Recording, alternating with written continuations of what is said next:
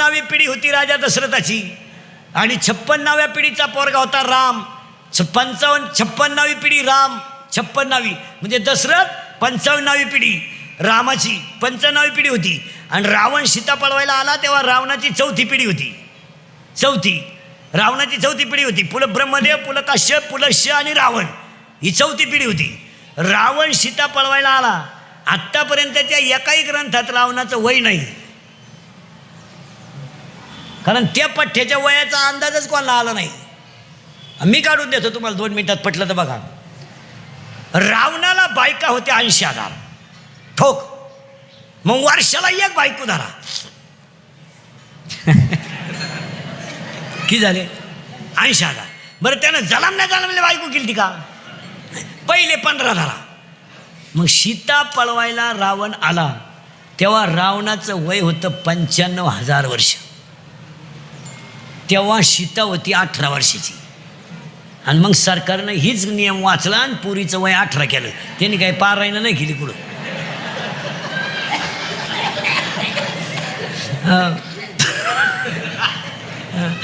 ऐका आता, सीता पळवायला रावण आला तेव्हा त्याचं वय होतं 95,000 वर्षे.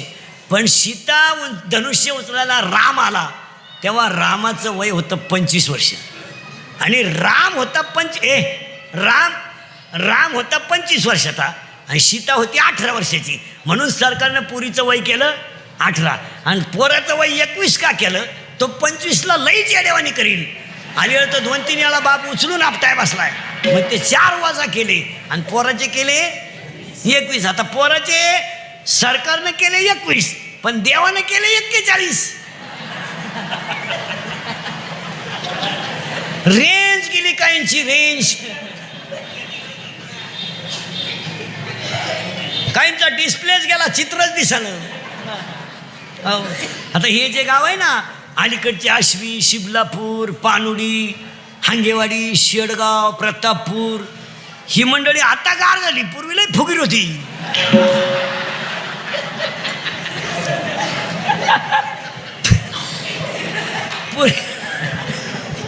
मग तुम्ही तेव्हा पाहुण्यांना काय म्हणायचे?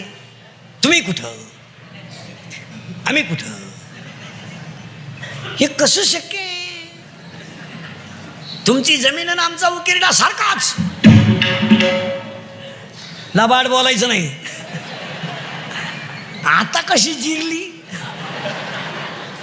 आता बळच पुरीच्या बापाला म्हणतात राम राम. ठोला यंदा नाही भाऊ, तो तिकडं देवाला सोडा, आम्हाला नको. मग पोऱ्याचा बाप म्हणतो टच करणं आपलं काम आहे. तो म्हणला टच नको, धक्का नको, तू यंदा नकोस. मग आता त्या पुरीच्या बापानं इंदुरीकरचं कीर्तन ऐकल्यामुळं ते हुशार झालंय. ते आता डायरेक्ट काय म्हणते माहिती का? यंदा नाही. हो बघा, मग आता पुरीचा बाप हुशार झाला, कीर्तन ऐकलं. तो आता डायरेक्ट काय म्हणतो माहिती? मी असा आहे बा, मोकळा, सुतळी नाही आपल्याकडं. पोराचा बापांना अख्खा आपलं. तुम्ही काढून नेतो बा, तुम्ही फक्त हा म्हणा. आता पुरीचा बाप त्याच्या पुढे गेला यंदा. हा काय म्हणा, हा काय थोबाडवा शितो, हा काय म्हणा. 3-3 लाख घेतलेत गेल्या सीझनला. पुरींच्या बापानं तिकडून पैसे घेतले, इकडं बोर मारला, त्यालाही फुफुटा निघला.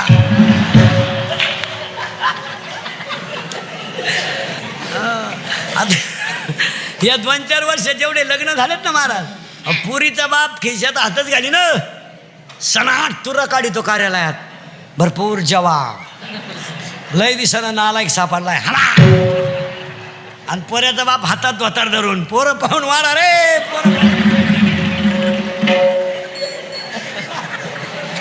पोरीनो. तुमच्या बापाच्या दारात आहे ना अशी रांग लागणार आहे 2-3 वर्षात. रांग, मुलगी द्या, मुलगी द्या, मुलगी द्या. फक्त तोवर तुम्ही घरात राहिल्या पाहिजे. नाही तर रांग लागायची अंगणात आणि तुम्ही सापडायच्या धबधब्याखाली. काय करता? अवघड आहे मला. चला थोडं पुढं यावं लागतं, आल्यावर जावं लागतं. ती काळजीच नाही करायची. पण भोगल्याशिवाय सुटका नाही. इथं आलोय आपण आता. आता भोगायचे संपले की आपल्याला जायचं. पण कसं जायचं उत्तर ऐका. आता लय बारीक आहे, टच लावून देतो फक्त. मग काय माणसं म्हणतील बुवा तो सोमवारी मेला म्हणजे पवित्र होता, असा बावळटपणा नाही करायचा. मग तो एकादश करीत होता. आता समजा मी आहे पोपटावानी बोलतो, मरायच्या टायमाला बोंबील मागू शकतो, त्याचं काय असं नाही. ते असं नाही. काही लोक म्हणते त्यानं काशी केली. काशीला जाणारी याडपटं सुद्धा ध्यानात ठेवा. काशीला जाणाऱ्या याडपटं सुद्धा ध्यानात ठेवा. काशीचा नियम असा आहे, काशीला गेल्यावर परत गावात यायचं नसतं जिवंत, असा नियम येतो. ही आपली बावळाट कुठून उठलंय. काशीला गेलो तर मी दाव्याचं खात नाही, कानपाड फोडीन. काशीचं दावीत असं पण तुला जायलाच कोण सांगितलं होतं काशीला? आलं शक मारा गेला, 7-8 हजार रुपये बुराले, घाई दुधाला कमी पडली आणि दोन्ही पोरं वायली निघली, हीच काशी झाली. का लागतो काशी? बरं काशीची हौस आपल्याला नाही लई. हिला फक्त ट्रीप काढणारा बाबा भेटला पाहिजे. बी लागलीच त्याला. या हिन गचपान घेऊन निघली काशी. काशीचा नियम आहे 12व्या देत ओवी आहे. मी ओव्यांप्रमाण 5पर्यंत येणार. मोक्ष देऊन उदार होय कीर काशी, शरीर ते ठाई वेच की जे. माऊलीची ओवी आहे, बोगसगिरी नाही. मग काय म्हणतो तो काशीला गेला पवित्र होता. मरायच्या अटी सांगतो, मरून सुद्धा दाखीतून पहिल्या कडव्यात घालतो. माणसाचा मृत्यू दिवसा झालेला असावा. जरा नीट आहे का? उगत बावळाटपणा नका करी जाऊ. काही लोक म्हणले तो दिंडीत मिळाला, तो आजारीच होता. हे असं नाही. जसं आता लोकांनी एक झटका काढलाय, अटॅक अटॅक अटॅक. एज्युकेटेड लोक नीट आहे का? Attack is a not a disease. Attack हा रोग नाही. वाचता तर डॉक्टरला काय हवा? तुम्ही अभ्यास काय झालं, लोकांनी ठोक टाळा. अटॅक काय येतो? अटॅक म्हणजे काय? एका मिनिटात सांगतो तुम्हाला. तुमच्या मनावर एखाद्या गोष्टीचा आघात जर झाला तर ती गोष्ट तुम्ही कुणापाशी तरी बोलून दाखवली पाहिजे, म्हणजे ती गोष्टीचं भांडवल कमी होईल. आपल्या घराण्यातली इज्जत जाऊ नये म्हणून घरातली संकट माणसं स्वतःच्या अंगावर घेऊन जगतात. काय म्हणते? उदाहरणार्थ एखाद्या माणसाची पत्नी लवकर गेली जाऊ नये. आणि महिला मंडळ मरण्याच्या बाबतीत तुम्हाला सांगतो, तुम्ही मागं राहा, आम्हाला पुढं घाला. याचं कारण सांगतो तुम्हाला. तुम्ही भांडे घासून जगू शकता, धुणं धुवून जगू शकता, तुम्ही नातू सांभाळून जगू शकता. पहाडासारखी माणसं 1.5 दमडीच्या सुनबाईचा अपमान सहन करून जगू शकत नाही. नाही, कधीच नाही. बैलाला हाक मारली तर बैल मागं वळत होता आणि टिकाव मारला तर खालून ढेकूळ निघत होतं. एवढी ताकद असणारा माणूस 1.5 दमडीच्या सुनानं केलेला अपमान तो म्हातारा सहनच करू शकत नाही. ज्या म्हाताऱ्याची बायको गेली मारा, त्या माणसाचं जगणं खरं नाही. आता ते फक्त म्हणायचं बरं आहे, मजा नाही त्याच्यात. एक सुना असू नाही तर 61 असू, त्यात मजा नाही. 71 असल्या तरी चालतील आणि 91 असल्या तरी चालतील, काय उपयोग नाही त्याचा. महाराज बायको येडी आहे, आंधळी आहे, कशी असू द्या, पण त्या माणसाला औषध देणारी पाणी देणारी. महिला मंडळ तुमच्यापैकी बऱ्याच जणींनी भावाच्या पोरी करेल असतील सुना. केल्यात ना? केल्या ना? जिनं केली तिची फक्त मुलाखत घ्या. कस काय फक्त तोंड झोडाय माणूस मिळाला तिला फक्त विचारा धाकट्याचं लगीन करते का? तसा देवाला सोडीन पण करणार नाही. भावाची मुलगी शक्यतो करायची टाळावीच. कोणचं जर जुळत आलं असेल तर त्याला आता कीर्तन संपल्यावर फोन कर, भाऊ तू तिकडे कॉल नाही दे. नाही चालत महाराज. काही झालं तर महिला म्हणलं काही झालं तर महिला म्हणलं तो तिचा बाप आहे, आपला भाऊ आहे. असं कसं नाथ प्रेमाने तुटणार? उद्या मुलीचं सासूचं भांडण झालं, भाऊ मुलीचीच बाजू घेणार.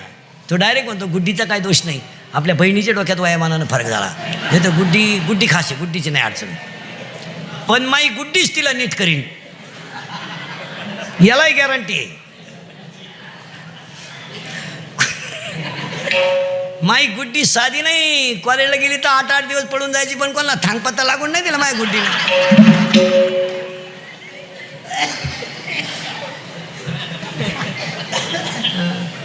हे असं ते नाही जमत. ते इथून पुढं रक्ताचे नाथे बिथे काही राहिलं नाही महाराज. काय जे भाऊबंद, आता भाऊबंद ते मेलेच सगळ्यांचे, तुमचे माझे, आणि मेले तेच बरं झालं. भाऊबंद ते इतके नालायक तुमचे माझे, जिवंतपणी नीट जगून देती नाही, मेल्यावर त्यांच्याशिवाय जाता येत नाही. खांदा मग जुने लोक घरचेच 5 पोरं का होऊन द्यायचे? नको कोणाला राम राम, आपलीच टोळी. मग आता काय महाराज, आता फक्त खरेची आई मेली, लोक फक्त कडक कपडे घालून हिंडत्यात, खांदेकरी व्हायला माणसं नाही राहिले महाराज. भाऊबंद कपडे काढत नाही ना, आला का 2 बटणं काढतो बायको पाहतो, तिने असे काढ, तू काढ. शेवटी महाराज आता प्रेत न्यायला रथ आल्याची पाळी आली. रथ आता प्रेत रथ बनवलाय, वाडा मिळाला, भाऊबंद वारले. काय असं काय राहिलंय? तुम्हाला इंदुरीकरला काय हलकट म्हणायचे ते हलकट म्हणा, पण ते खरंच आहे. 10 वर्षापूर्वी मुलीचं लग्नाला मुलाला मुलगी पाहिजे, फोन नव्हते. आश्वीच्या बाजारात जर निरोप दिला तर पाहुणा गुरुवारी येत होता साखरपुड्याला. 100 पाहुणे पोरगी पाहायला. आता 2 माणसं जातात पोरगी पाहायला, पोराची आईन पोराचा बाप. वाडा मिळाला, भाऊबंद वारली. वरून पोराची आई म्हणती आम्ही आलतो, कोणाला म्हणू नका बरं, नाही तर भोंग्या होईल. पुरीचा बाप म्हणला तुम्ही सुद्धा म्हणू नका, ती पळून गेली, ती कालच आली सापडून, नाही तर अजून तमाशा होईल. काही नाही रे महाराज, 700 वर्षापूर्वीचा अभंग आहे, आजचा नाही. हा अभंग कधीचा आहे? 700 वर्षापूर्वीचा. ऐका कलीचे महिमान, असत्य शिरीजले जन, पापा देते अनुमोदन. गाथ्यामध्ये 31 कडव्याचा अभंग आहे. 31 गाथ्यामध्ये 2 अभंग मोठाले आहेत.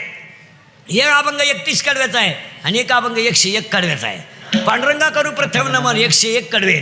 आणि ऐका कलीचे महिमान 31 कडवे. एकदा उचका. जे 2019ला घडत आहे ते 700 वर्षापूर्वी लिहून तुला. असत्य शिरीजले जन, मग कधी मारावं घ्या लिहून. माणसाचा मृत्यू दिवसा झालेला असावा. आता पटापटा सांगतो. शुक्ल पक्ष असावं, असं बोगत चालत नाही.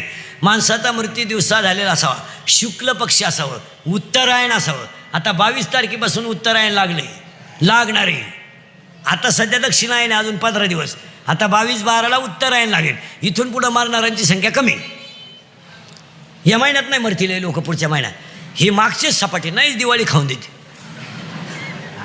हां, माणसाचा मृत्यू दिवसा झालेला असावा, शुक्ल पक्ष असावं, उत्तरायण असावं, मरताना इंद्रिय टवटवीत असावा, शरीराचं तापमान समान असावं आणि माणसाचा जठराग्नी प्रदीप्त असावा. असं बोगसगिरी चालत नाही. उद्या तुम्ही म्हणाले वाचायचं कुठं? अध्याय नंबर 8 श्लोक नंबर 24 त्याच्यावरच्या व्हाव्या. मग एकानं मला कीर्तनात उभं राहून विचारलं, जर या 6 अटीत माणूस मरतो तो जर योग्य आहे तर हे मधीच मरतात यांचं काय? ही गाथ्यात नाही, ज्याचं त्याचं प्रारब्ध आहे. तुम्ही म्हणाले याला काही पुरावा आहे का? एकच आई जगात अशी झाली, एकच आई का तिनं 8 मुलांना जन्म दिला. 8, पण एकही मुलगा स्वतःच्या स्तनाला लागलं नाही. आणि 6 पोरं 1.5 तासाच्या पुढं जगली नाहीत. ती आई दुबळ्याची नव्हती, कृष्णाची आई होती. ऐका बरं का, कुणाचा मृत्यू कधी येईल सांगता येत नाही. तुम्हाला 3 गोष्टी सांगू का? तुमचं मरण जिथं येणार तिथे येणार, तुमचं लग्न जिच्याशी होणार तिथेशीच होणार, आणि तुमचा जन्म जिथं होणार तिथंच होणार. या 3 गोष्टीला चॅलेंज नाही. ज्यांनी बळच लग्न केले गेले, कचेरीत गेले, ते मिटून नाही मोकळे झाले. लग्न तुमचं जिथं होणार तिथं होणार, तुमचं मरण जिथं येणार तिथंच येणार. असं चालणार नाही. गरुडाच्या आईनं माझ्या आईला मरण येऊ नये म्हणून झाडाच्या खोडीतलं पण ठेवलं. यम तिथं जाऊन असला म्हणला, ही जागा होती, गिराईक येत का नव्हतं. हां, रावणानं प्रश्न विचारला होता ब्रह्मदेवाला, माझा जावाई कोण असेल? ती श्रीमंत पार्टी तगडी. त्याला त्या एका ब्रह्मदेवानं सांगितलं ते नदीच्या कडेला माशी धरते तो तो जावाई. ते बिघडलं ना रावण. ही पैसेवाली माणसं याडपाट असतात. याडपाट असतात म्हणून तर त्यांच्याकडे पैसे असतात. आणि त्यांना लगेच 2-4 कार्यकर्त्यांना सांगितलं, हे बाई क्वार्टरला पैसे घ्या, नळ्या नळ्या खा, गाणं बिणं ऐका, त्याचा गेम करा. यांनी 90-20 हल्ली गाणे बिणे ऐकले, बारला गेले आणि त्याला धरून नेलं मारून टाकायला. यांनी त्याच्या पायाचा तोडला अंगठा. पण ही लई प्यायला असल्यामुळे याला सुधारलं नाही मिळालं का काय? याने दिलं पाण्यात टाकून, ती गेलं वाहून. अहो ते वाहून गेलं ते अशा नदीच्या कडाला अडकलं झाडाला पहाटी. त्या नगरीचा मेलता राजा, आणि त्या नगरीचा नियम असा होता, सकाळी सापडन तो राजा.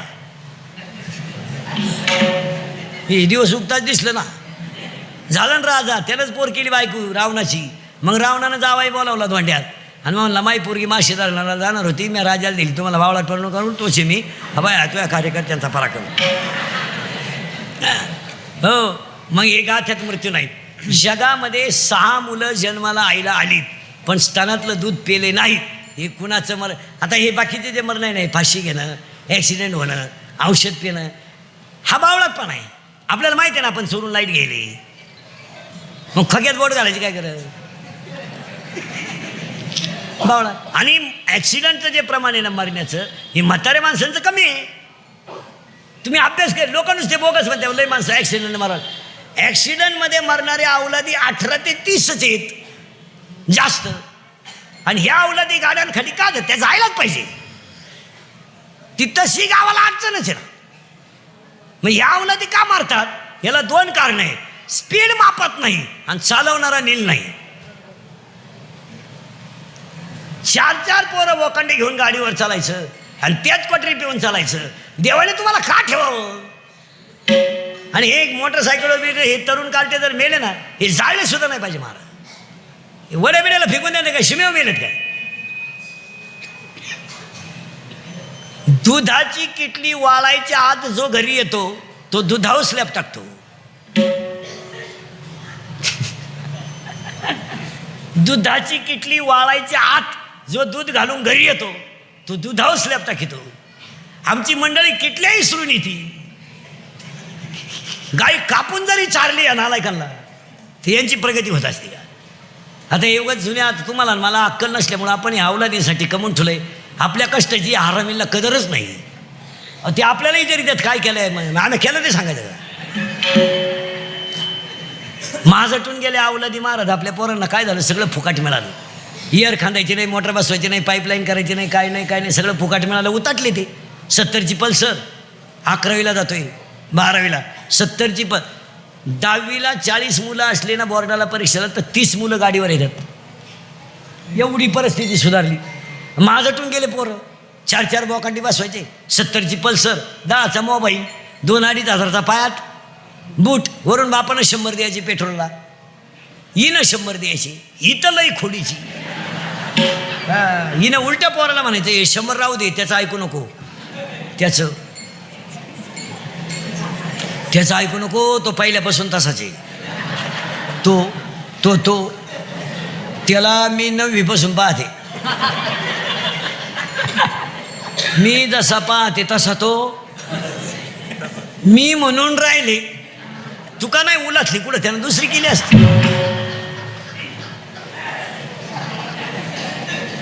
त्याचं ऐकू नको, त्याला काही जमलं नाही.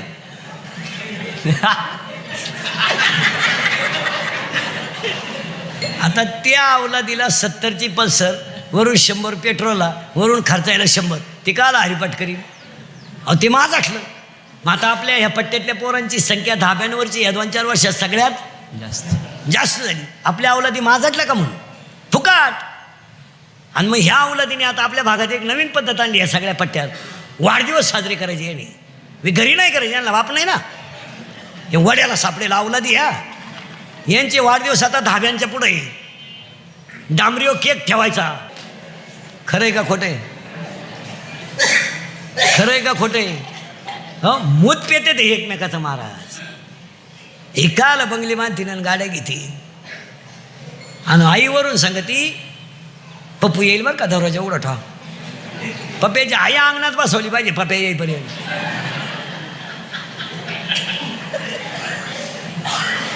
पोर 10 रुपयाला तर आई म्हणते कुठं कायम प्याते, मग आणून ठेवत जाय फ्रीजमध्ये, येत जाय त्याला सकाळी. तू आता जग सुधाराय निघली. बाप नुसता म्हणला मला इंद्रिकेच्या कीर्तनाला जायचंय, बैलाला पाणी पाज. आता 18 वर्षाचा सांड आहे, त्याला काय 2 बादल्या पाणी पाजा रोग झाला का? ही म्हणते त्याला जमन का? नाही जमायचं का त्याला? अय जमायचं नाही. मग तू का आला देवाला सोडाय ठेवला? त्याला पाहिलं बँडवाल्याला का आम्ही तू म्हणते त्याला जमन का? उलटी आई पोराला म्हणते तू नको सोडू, त्याला किडा आहे त्याचा तो सोडीन. कोण? पुढे आहे आम्ही. अरे उलट्या आईने सांगितलं पाहिजे नुसतं पाय सावलीला नको बांधू, पाणी पाजून चारा घाल. आयुष्यभर या बिचाऱ्याने कष्टच करत का. 80% घरांमधलं वाटोळं आयांनी पोरांची बाजू घेऊन केलं. हां खुशाल तुम्ही मोरकासारख्या नवऱ्याला कमी लागता आणि पोरांची बाजू घेता, म्हणजे तुम्हाला काही आबरू बिबरू काही राहिली का नाही? अय आयुष्यभर त्या बिचाऱ्यानं बनियान माळालं तर फलटी करून घातलं, बनियान तुटलं तर घाट मारली, त्यानं बायकोच्या गळ्यातले दागिने मोडले. बिचाऱ्यानं रात्रभर आयुष्यभर कष्ट करून संसार केला, त्याला म्हातारपणाला तुम्ही अपमान देणार आणि भंगार काट त्यांची तुम्ही बाजू घेणार. कोणत्या गाठ्यात बसत आहे? आयुष्यभर त्यांनी पापच करायचे का? त्याला वाटलं नाही का माझ्या हाताला कधी चांगलं घड्याळ असावा? त्याला वाटलं नाही का माझ्या पायात कधी चप्पल असावा? अरे त्यानं मुलीचं लग्न केलं का घर बांधायचं, घर बांधलं का एअर खांदायचं का पोरगं सांभाळायचं का पुन्हा बोरगं करतं झालं, म्हणजे तुम्ही त्यांचे अपमान करायचे. म्हणजे कष्ट करणाऱ्यांनी फक्त कष्टच करून मारायचं, हा कोणता न्याय? कोणता न्याय हा? सध्या साधू नाहीत, सध्या आता झाकली 1.25 लाखाची. आता हे बिचाऱ्यांवर नारायणगिरीची कृपा झाली म्हणून यांचे दिवस चांगले. हे या अरुणगिरी महाराजांचं जेवढं प्रश्न झालं ना, याच्यामध्ये 99.9% वाटा नारायणगिरींचा आहे. यांचं फक्त प्रारब्ध उदयाला आलं आणि त्या बिचाऱ्यानं प्रयत्न केला म्हणून दिवस आले. याला 3 गोष्टी घडल्या अरुणगिरींच्या बाबतीत. एक, त्यांचं प्रारब्ध उदयाला आलं, प्रयत्न केले त्यांनी आणि साधूचा आशीर्वाद मिळाला. नाही तर आता साधू बिदू झाकली 1.25 लाखाची. आता गावठीच भाषेत सांगा तुम्हाला, होऊन गेले ते नारायणगिरी, आहे ते भास्करगिरी. तुमच्यातले निम्म्यापेक्षा जास्त लोकांनी नारायणगिरी जवळून पाहिले. ज्यानं स्वयंपाक केला ना त्याच्या घरी तो महात्मा जेवतच नव्हता. रस्त्यात जो भेटन ना साठे तुझ्या घरी. आता काय करायचंय? जेवायचंय. तो भेटणारा श्रीमंत असायचा का? नाही. भारी कपड्यातला असायचा का? नाही हो. धोतर मळालेलं, शर्ट फाटलेला, पण त्याचा भाव इतका असायचा त्याच्या डोळ्यात पाणीच यायचं. माझ्या घरी बाबा जेवायला येणार, आहे ते वाडा. त्यांचे असे दर नव्हते, नाश्त्याचे 2.5, जेवणाचे 5.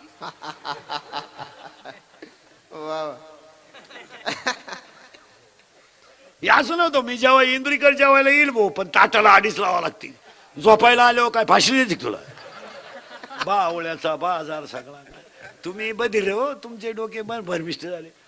महाराजांची भाषा आहे काही एखाद्याची. महाराज एक वाक्य सांगतो तुम्हाला, चालतं बोलतं ब्रह्म म्हणजे नारायणगिरी महाराज. चालतं बोलतं, ज्याला चालता बोलता देव पाहायचा ना, चालता बोलता त्याने कोणाला पाहिजे? ज्याला चालता बोलता देव पाहायचा ना, चालता बोलता. असं विटेवर हातवणारा नाही पाहायचा. हसणारा, रागावून बोलणारा, खडसून बोलणारा, हसून बोलणारा आणि खरं प्रेम करणारा देव कोणाला पाहायचं असेल ना, त्याला कोणाला पाहायचं? कवाच माणसाला सरळ समोरच्याला चांगलं म्हणायचं नाही. वरून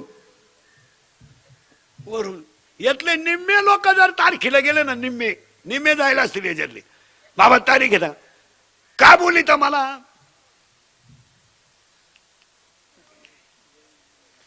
कवर बोलिता का मला त्रास देता? आपल्याला वाटायचं काम होत आलो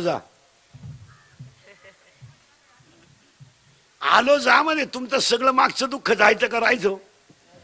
काय बोलायचं ते महात्मे ते असं कुठं राहतं का काय? हो, रस्त्याच्याकडे निघले मोठे वडगाव मधून इकडे कुठं जायला निघले. मोठे वडगाव मध्ये एखादा धोत्रावाला गडी मका शेजारी बसलेला असा, भूक लागायचा टाइम झाला का त्याच्याच घरी जेवण. अहो त्याचे बसाय टाकायला नाही, पाठ नाही, काहीच नाही. त्याला एवढा आनंद होता, ते कशात काय टाकायचं त्यालाही कळलं, त्याच्या माऊलीला काही कळलं. त्या माणसाचं भाग्यच उदय यायला यायचं. जेवढे बसलेले माणसं आहे ना, ज्यांच्या घरात नारायणगिरींचे पाय लागलेत त्यांचं चांगलं व्हायला की नाही तुम्ही प्रामाणिकपणे कबूल व्हा. आता आमच्या सारख्याचे पाय लावले घर बुंगले तो भाग वेगळा.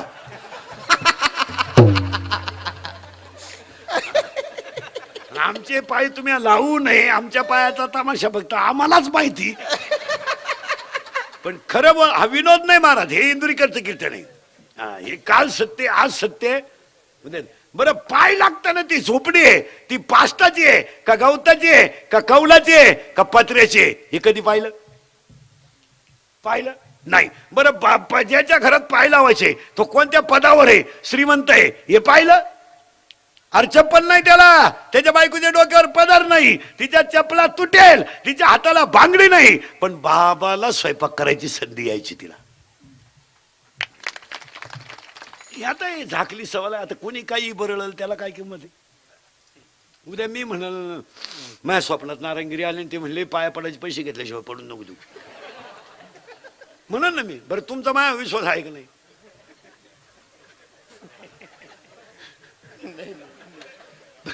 लबाड बोलायचं नाही आपण. नाथाच्या मंदिरात आहे ना सुरुवात आजपासून. मी फक्त तुम्हाला म्हणायचं स्वप्न पडलं.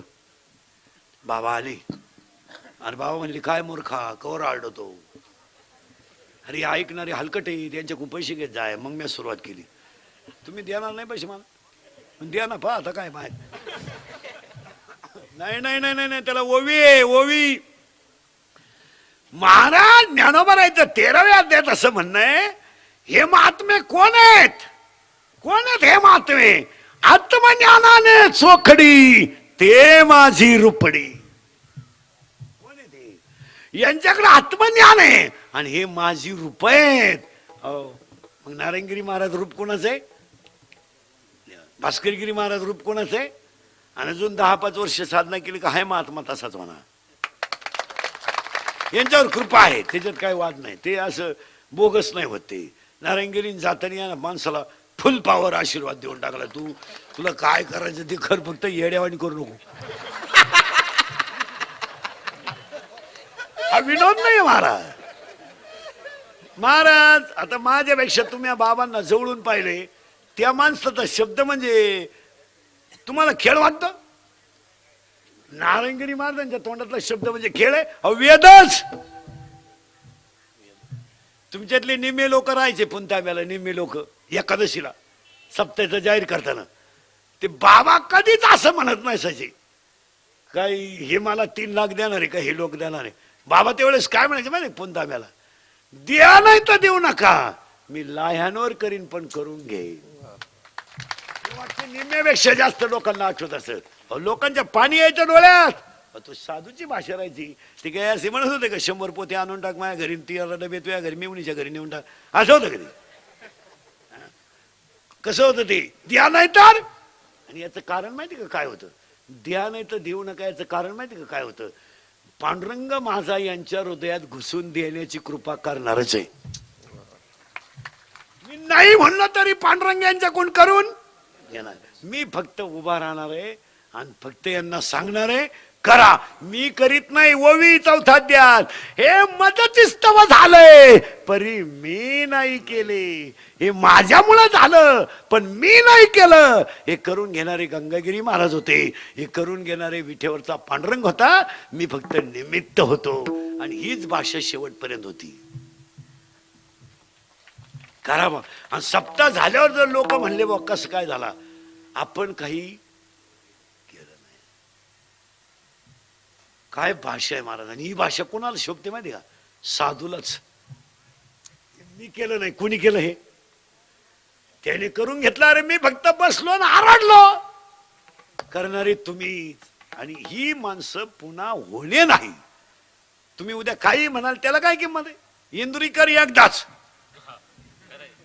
उद्या उलटला ना, उलटणार नाही अजून 10-20 वर्ष, पण पुन्हा नाही. कारण देव आहे ना महाराज. आता तुम्हाला माहिती म्हणून सांगतो, नारायणगिरी महाराजांचा चेहरा तुम्हाला कधी सुकलेला बसलेल्या पैकी कोणाला दिसला का? या बसा. त्या बोलण्यात रोक कसा होता? रोक रोक रोक. जेवा. ते जेवा हा शब्द उपासात्मक नव्हता, प्रेमाचा होता. हे माणसं आता या महाराजांचं सुद्धा असंच झालंय. यांच्यावरती कृपा झाली. आणि माझ्या पाया पडून सांगतो, बाबाजी चैतन्याची कृपा झाली तेव्हा जगद्गुरु तुकाराम महाराज झाले. निवृत्तीनाथाची कृपा झाली तेव्हा ज्ञानेश्वर महाराज झाले. जनार्दन स्वामींची कृपा झाली तेव्हा एकनाथ महाराज झाले. कृष्णाची संदीपानीची कृपा झाली तेव्हा कृष्ण झाला. वशिष्ठाची कृपा झाली तेव्हा राम झाला. विसोबा खेचराची किंमत झाली तेव्हा नामदेव झाला. नारायणगिरींची कृपा झाली तेव्हा अरुणगिरी झाले. आता हे सगळं जे वैभव आहे ना, हे बाबांनी वरून पाहिलं तरी त्यांना एक चांगला शिष्य तयार केल्याचा आनंद होईल. आता शिष्य भिष्य झाकली 1.25 लाखाची. आता बाह्य रंगात लोक जास्त आहेत, अंतररंगात नाही. कोणत्या रंगाला? तुम्हाला कोणता रंग आवडतो? आता आमच्यासारख्याचं खरं बोलणं ना झोंबात. लोक झोंबात ते लोकांना. लोक म्हणतात इंद्रकर पागल झाला म्हणजे मी काही बोलतो म्हणे, काही मला मी काही खडे बिडे आणतोय.